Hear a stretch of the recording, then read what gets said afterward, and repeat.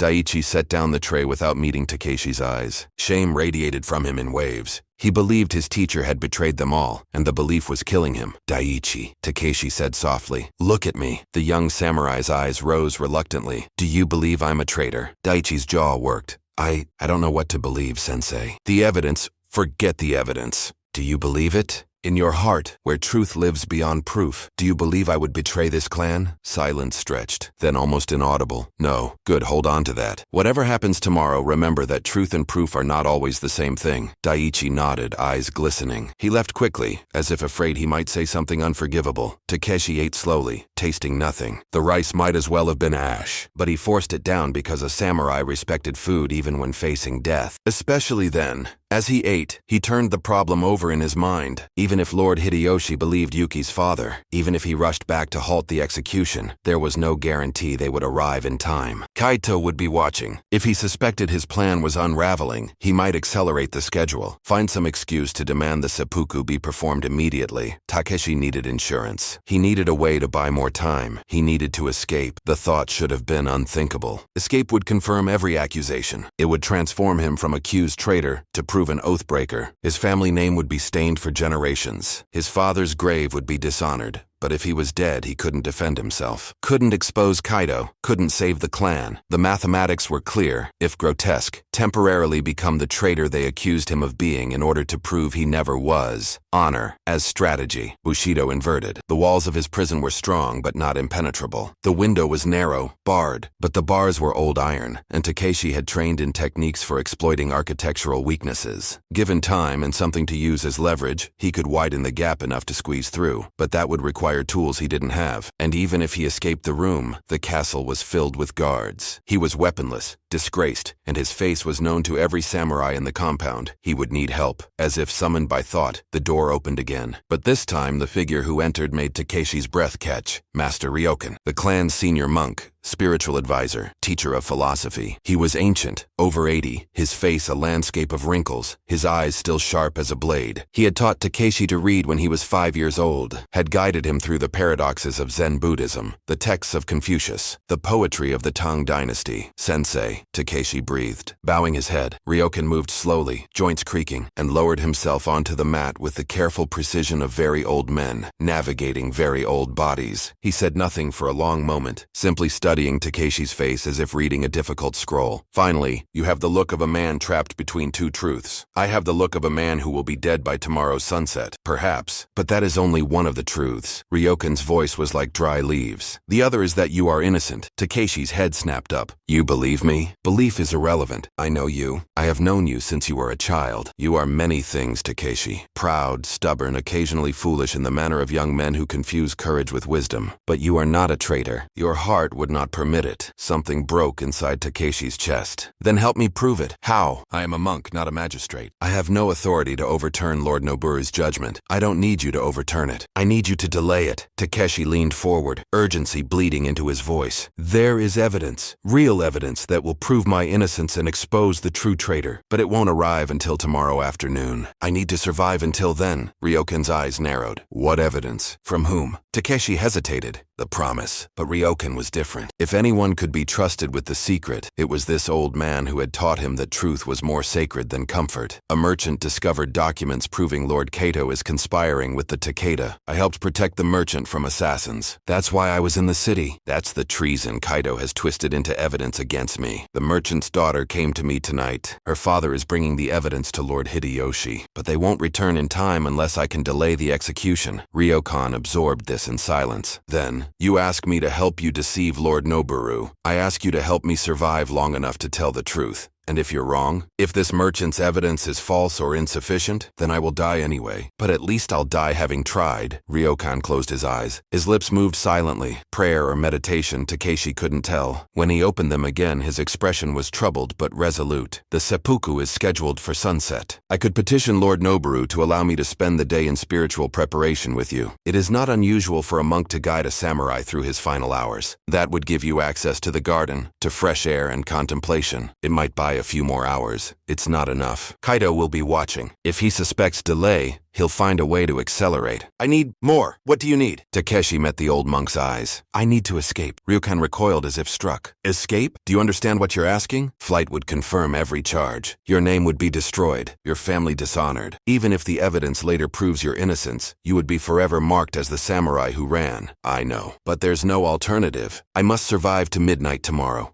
After that, if Lord Hideyoshi arrives with proof, I can return, face judgment honorably. But if I'm already dead, the truth dies with me. And if Hideyoshi doesn't arrive, if the evidence isn't enough, then I'll be a fugitive until I'm hunted down and killed. Either way, I die. But one path gives me a chance to save the clan. The other just serves Kaido's scheme. Ryokan was silent for so long that Takeshi thought he had refused. Then the old monk rose with surprising speed and moved to the door. He paused, hand on the frame without turning back. There is a loose brick in the northern wall of the garden. Behind it, you will find items left by novice monks who once tried to sneak out to visit the pleasure districts. Rope, a grappling hook. The monks were disciplined, but I never removed their tools. I told myself it was laziness. Perhaps it was the gods preserving them for this moment. Sensei, I will come at dawn. I will tell the guards I am taking you to the garden for meditation. Once there, you will have perhaps 30 minutes before the guards change and your absence is noted. After that, you are on your own. He finally turned, and his eyes were ancient and sad. If you are caught, I will deny any knowledge of this conversation. Not to save myself, but because your cause needs believers in positions of authority. I am more useful to you here than disgraced beside you. I understand. No, you don't. Not yet. Ryokan's voice dropped to almost nothing. You think you're choosing between honor and survival, but the real choice is more subtle. You're choosing which version of honor to serve, the honor of appearance or the honor of truth. The code of Bushido says a samurai must die rather than be dishonored. But what is more dishonorable? Dying innocent while the guilty triumph, or living in disgrace to expose corruption? That is the question that will haunt you, Takeshi. Long after tomorrow, assuming there is a long after. Then he was gone. Takeshi sat alone in the darkness, Ryokan's words echoing. Which version of honor? His entire life, he had been taught that honor was singular, absolute, unwavering. The code was the code. Deviation was death. But now he saw the truth his teachers had hidden or perhaps never understood. Honor was not one thing. It was 1,000 things, often contradictory, always demanding. And when those demands became impossible to satisfy simultaneously, a man had to choose, had to decide which honor he could live without, and which he would die to protect. He waited until the castle fell completely silent. Then he moved to the window and began testing the bars. The hour before dawn is when the world holds its breath, when guards are drowsiest and shadows deepest, when escape, if it's going to happen at all, has its best chance. True to his word, Ryokan appeared as the eastern sky began its earliest lightning. 2 guards accompanied him. Protocol demanded it, but their faces showed more respect for the ancient monk than suspicion. This was a holy man taking a condemned soul through its final preparation. There was nothing to fear here except the sad inevitability of death. Come, Ryokan said simply. We will pray in the garden. Takeshi rose. He had not slept, had spent the night in meditation, emptying his mind of fear and filling it with purpose. Whatever happened in the next hours would require clarity of thought and precision of action. There was no room for hesitation. The garden was perfection rendered in stone and moss. A stream ran through it, guided by centuries of careful design. Cherry trees bent overhead, their blossoms beginning to open. In a few days they would be in full bloom. Takeshi wondered if he would live to see it. The guards remained at the entrance, close enough to respond if needed, far enough to give the illusion of privacy. Ryokan led Takeshi to a secluded corner, where a small shrine to the Buddha sat surrounded by carefully placed stones. Kneel, Ryokan said. We will begin with the Heart Sutra. They knelt. Ryokan began to chant in the old language, his voice steady and deep. Takeshi joined him, the familiar syllables a comfort. As they prayed, the old monk's hand gestured subtly toward the northern wall, the loose brick. Takeshi kept his eyes closed, kept chanting, but his awareness expanded to encompass every detail of the garden. Guard positions, wall heights, escape routes, the distance to the outer wall, the city beyond. When the sutra ended, Ryokan spoke quietly. Now you will walk the path of contemplation. I will remain here in prayer. The guards will respect your solitude. You have 20 minutes, perhaps 30 if the gods are kind. Use them well. Thank you, Sensei, for everything. Thank me by surviving, and by proving that the truth you're risking everything for is real. Ryokan's eyes were wet. If you die a fugitive and a liar, I will have helped destroy the very thing I sought to preserve. Then I will not die a fugitive. Takeshi rose and began walking the stone path that wound through the garden. He moved slowly as if deep in meditation, but his eyes catalogued everything. The guards were talking quietly to each other, attention divided. The loose brick was exactly where Ryokan had indicated, partially hidden behind a decorative stone lantern. He knelt before the lantern as if to appreciate its artistry. His hand found the brick, pulled gently. It came free with barely a sound.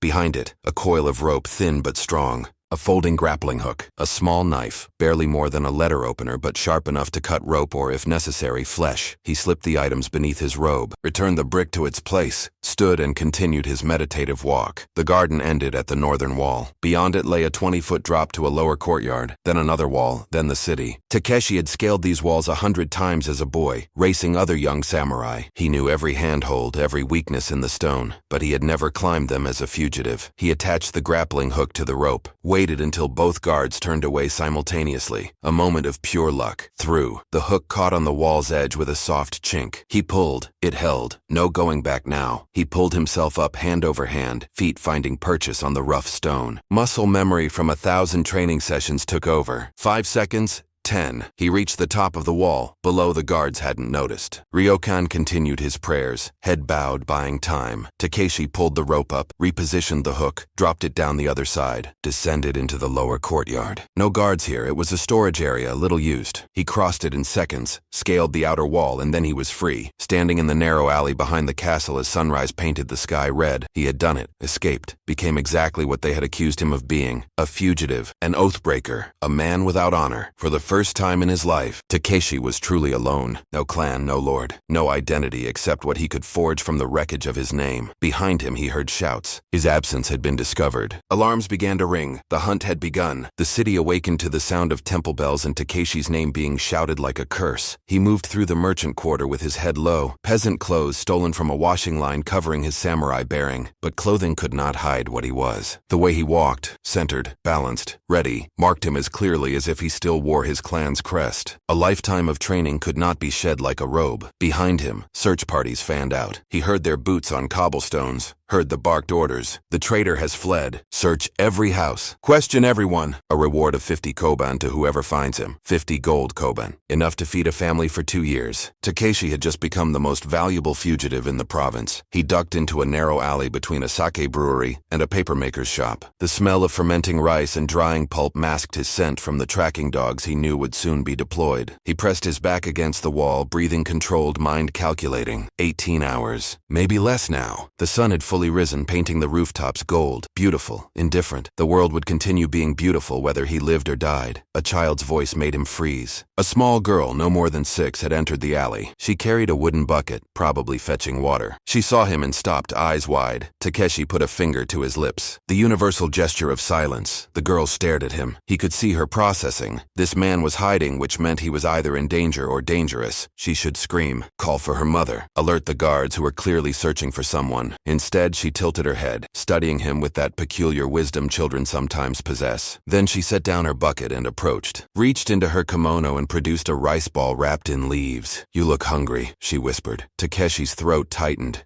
I am. Thank you. She placed the rice ball in his hand. Her fingers were sticky with residue. Are you a bad man? I don't know anymore. She considered this with grave seriousness. My father says bad men have mean eyes. Your eyes are sad. Not mean. Sometimes sad men do bad things. Did you do bad things? I'm trying very hard not to. She nodded as if this made perfect sense. Then, without another word, she picked up her bucket and left the alley. Takeshi stood there holding the rice ball, feeling its warmth, and for a moment, the weight of everything threatened to crush him. That child had shown him more mercy than his own clan, had trusted him based on nothing but intuition, had offered food to a man everyone said was a traitor. He ate the rice ball slowly, tasting every grain. It was the best thing he'd ever eaten. Then he moved deeper into the city. His destination was the temple district, the one place samurai search parties would hesitate to disturb. Temples were sacred ground, protected by religious law and ancient tradition. Even during warfare, temples remained sanctuaries. To violate them was to invite the wrath of the gods. But Takeshi wasn't heading to any temple. He was going to Yuki. They had arranged a contingency meeting place months ago, during one of their secret conversations. A small shrine to Inari, the rice god tucked behind a noodle shop. It was forgotten by everyone except the shop owner's grandmother, who left offerings of fried tofu for the fox spirits. Takeshi reached it as the morning bells struck the the hour of the horse. The shrine was empty except for the tofu offerings and a small ceramic fox with painted eyes that seemed to follow his movement. He knelt, pretended to pray, waited. Footsteps, light, familiar. Takeshi. Yuki emerged from behind the shrine, dressed in the plain clothes of a servant. Her face was drawn with exhaustion and fear. She carried a small bundle wrapped in cloth. You escaped, she breathed. When I heard the alarms, I thought, I'm harder to kill than they think. He managed to smile. Your father? Reached Lord Hideyoshi's estate last night. Hideyoshi was away inspecting his northern holdings, but returned this morning. Father is presenting the evidence now. If all goes well, they'll ride back immediately. They could be here by late afternoon. And if all doesn't go well, her expression darkened. Then we're all dead and Kaido wins. Takeshi nodded. I need to stay hidden until then. Somewhere the search parties won't find me. I have a place. The silk warehouse where my father stores his inventory. It's on the edge of the city, away from the castle. There's a hidden room where he keeps his most valuable fabrics, protected from theft and fire. You'll be safe there. How do we get there without being seen? Yuki unwrapped the bundle. Inside, a monk's robe, a walking staff, a begging bowl. You become invisible, a wandering monk seeking alms. There are dozens like you passing through the city every day. No one notices them. Takeshi took the robe. It smelled of incense and age. Where did you get this? I have my resources. A ghost of a smile. Turns out the daughter of a silk merchant knows how to trade for unusual items. He changed quickly, wrapping the robe around himself, adjusting the staff. Yuki stepped back, examining him critically. Walk with a limp. Left leg. Monks who wander often have injuries from the road.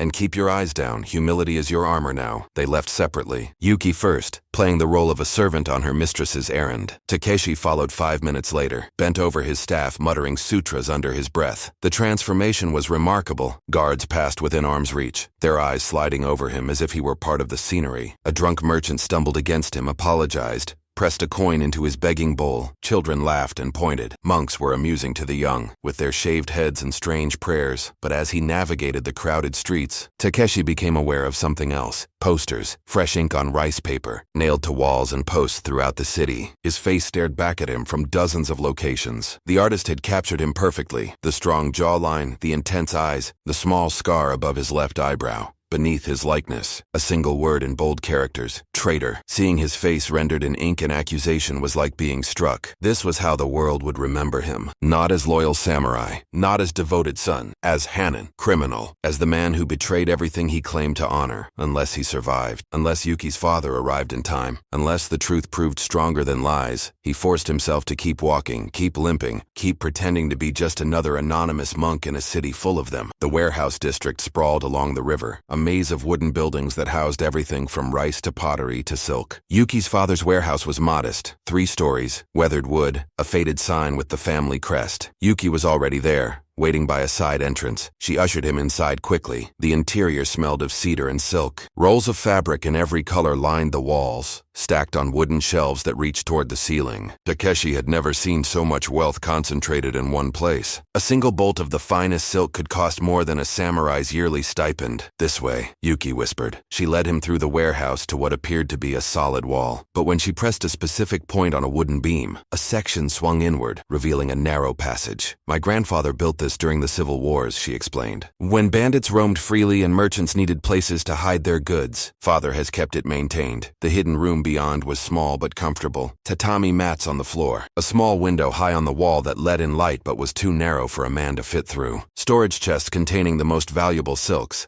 Colors so pure they seemed to glow. You'll be safe here, Yuki said. No one knows about this room except family. I'll bring you food and water, and word when my father returns. If he returned. When, Takeshi? Not if when. Her voice was fierce. We didn't come this far to fail now. He wanted to believe her. Wanted to believe that truth had weight enough to counter lies. But he had lived long enough to know that truth was often the weakest player in games of power. Yuki turned to leave, then paused. Takeshi, what you did. Keeping your promise even when it meant your death. That was the most samurai thing I've ever heard of. Whatever happens, I want you to know. You didn't betray your honor. You embodied it. Then she was gone, the hidden door closing behind her. And Takeshi Takeshi was alone in the darkness with rolls of silk worth more than his life. Hours crawled past like wounded animals. Takeshi sat in meditation, but his mind refused to settle. He kept seeing Master Ryokan's face. The old monk had risked everything to help him escape. If the truth didn't arrive in time, Ryokan would be disgraced, possibly executed as a conspirator. The thought was acid in Takeshi's stomach. He thought about Daiichi, the young samurai who had brought him dinner, who had admitted, despite all evidence, that he didn't believe his teacher was a traitor. What would Daiichi think now? Takeshi had confirmed every accusation by fleeing. He had taught that young man about honor, and then demonstrated its opposite. Or had he? That was the question that circled his thoughts like a hawk circling prey. Was this honor or betrayal? Was he being true to the code or destroying it? The more he examined the question, the more it fractured into paradoxes. Bushido taught that a samurai's word was absolute. He had given his word to keep Yuki's secret. To break it would be to shatter himself. But Bushido also taught that loyalty to one's lord superseded everything. By keeping his promise to Yuki, he had appeared to betray his lord. So which principle was supreme? Which honor more honorable? His teachers had never prepared him for this. They had taught the code as if it were mathematics, clean, absolute, without contradiction. But life, he was discovering, was nothing like mathematics. It was messy and complicated and full of situations where every choice was simultaneously right and wrong. A sound pulled him from his thoughts. Voices. Outside the warehouse. Takeshi moved silently to the narrow window. Through it, he could see the street. Search parties. At least a dozen samurai,